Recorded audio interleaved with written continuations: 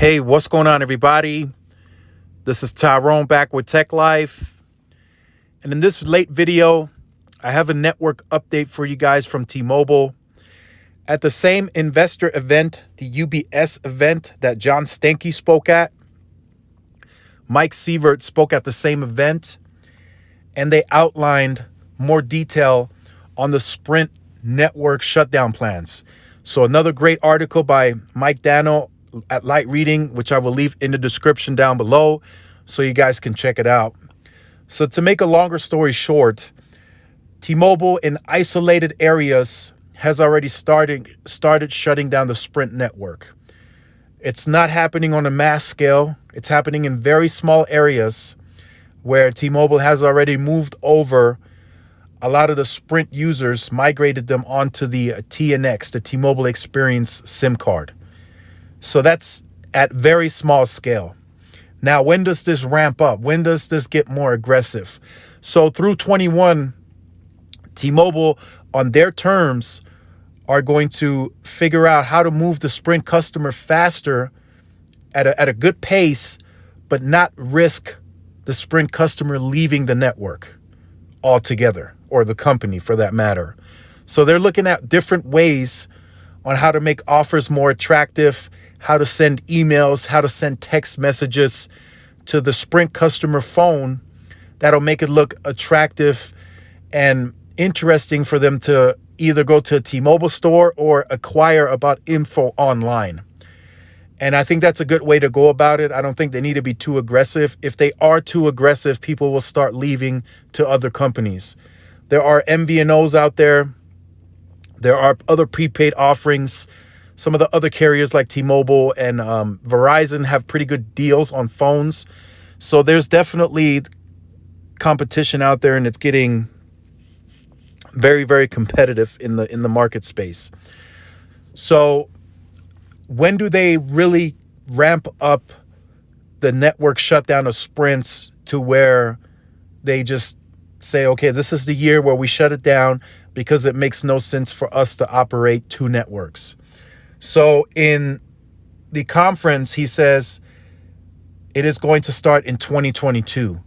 So in 2022, after they successfully move a substantial amount of Sprint customers onto the T-Mobile network, that's when they will start moving more aggressively towards decommissioning the Sprint network. So that happens with so on the outside, to the public, it's going to look like T-Mobile is doing a not so aggressive job of moving Sprint customers over. But internally, at the retail level, the retail associates are going to be pushed to get people out of Sprint plans. So internally, it's going to look like it's going to be way more aggressive than it looks to the public and to us. So there's going to be nothing as aggressive as, hey, we're just going to cut you off and then move you to T-Mobile.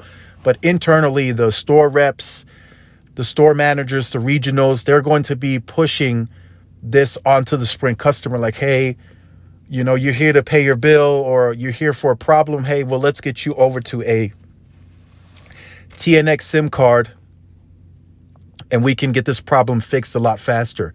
If it's network related or phone related or anything like that, I think that's where it does become a little bit more aggressive, is at the retail level, even at the customer care level. If Sprint customers are calling into T-Mobile, I think they're already going to try to catch those customers and bring them over.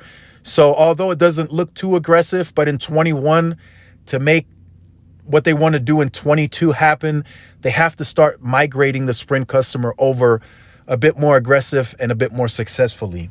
So he does touch up on that, because they do have a 5-year plan of investing $60 billion back into the network, and that's very dependent on the Sprint customer and migrating that customer over to the T-Mobile network. Now, is it really going to happen according to these timelines and what T-Mobile plans to do? yes and no. So there's always going to be delays. There are always going to be hiccups. I'm sure most of you are aware of that have been following the channel.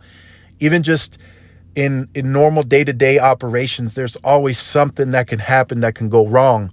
So yes, this is a timeline. This is a goal of theirs that they want to hit. But again, it could be pushed back. There's always something that could go wrong. So 2022 may be a good time frame to shut the Sprint network down.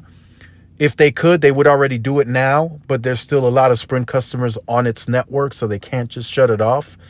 But again, if they don't meet that threshold or that goal of Sprint customers migrating to T-Mobile, they may have to wait a little longer to shut it down, maybe until the middle of 22 or the end of 22. So just keep that in mind. I will, again, leave this article in the description down below. There's definitely some great info in there. I just wanted to kind of summarize and give you guys the grand of what was discussed here, the overall picture. Again, it looks like 2022 is when T-Mobile plans on decommissioning the Sprint network heavily. It has already happened in very isolated areas. That's very small. It has not yet happened on mass scale. So be looking, it already happened now, you know, towards the end of this year. At the retail level, they're already aggressively calling customers. They're sending out emails and text messages. But be looking forward to maybe new offers that are more enticing for Sprint customers, new plans perhaps that are going to be more attractive to the Sprint customers. So I think in 21, that's how they're going to work to get the Sprint customer migrated. And I think that becomes a priority next year to heavily move the Sprint customer over to the T-Mobile network. So again, if you have been on the channel or you're new to the channel and you have not yet liked, share, subscribed, make sure you do so. Hit the notification bell so you are notified when I do upload content. Also follow the social media outlets for more updates and interaction. Thanks again for watching. This is Tyrone with Tech Life, and I will see you guys in the next video. Peace.